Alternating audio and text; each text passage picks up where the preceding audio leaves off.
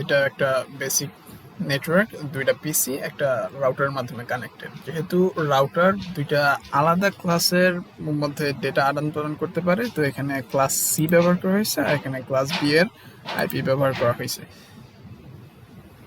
আর এই দুটো হচ্ছে ডিফল্ট গেটওয়ে। ডিফল্ট গেটওয়ে বলতে বোঝায় যে একটা নেটওয়ার্ক থেকে নেটওয়ার্কের এন্ড, যে এই যে নেটওয়ার্কটা, এই নেটওয়ার্ক থেকে নেটওয়ার্কটা এই রাস্তা দিয়ে হচ্ছে এইটার সাথে কানেক্টেড হবে, এই পিসির সাথে। আর এই পিসিটা এই ডিফল্ট গেটওয়ের মাধ্যমে এই নেটওয়ার্ক থেকে বের হবে। আগে আইপি দিয়ে দেব।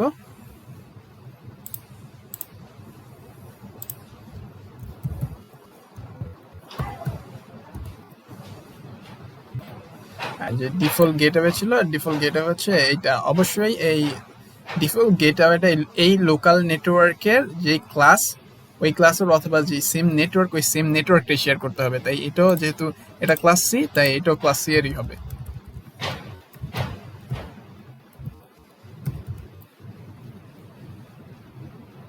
পিসি 2 এর জন্য সেম ভাবে পিসি 3 এর জন্য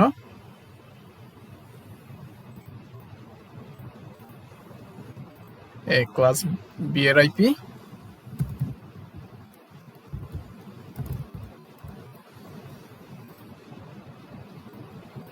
ডিফল্ট গেটওয়েতে ক্লাস বি এর আইপি দেব।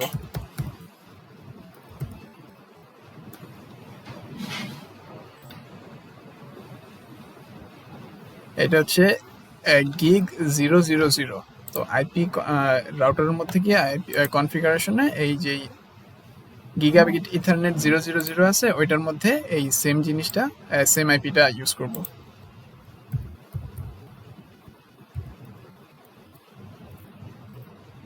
এবং অবশ্যই এটা অন করে দেব।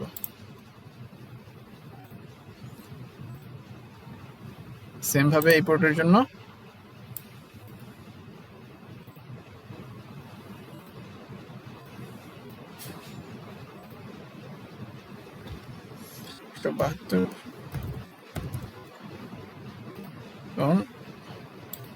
অন করে দেব।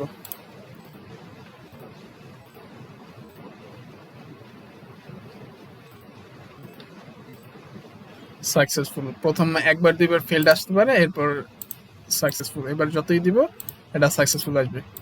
তো নেটওয়ার্ক কানেক্টেড। রাউটারের মাধ্যমে দুইটা ভিন্ন নেটওয়ার্কের মধ্যে ডেটা আদান প্রদান করা সম্ভব হচ্ছে।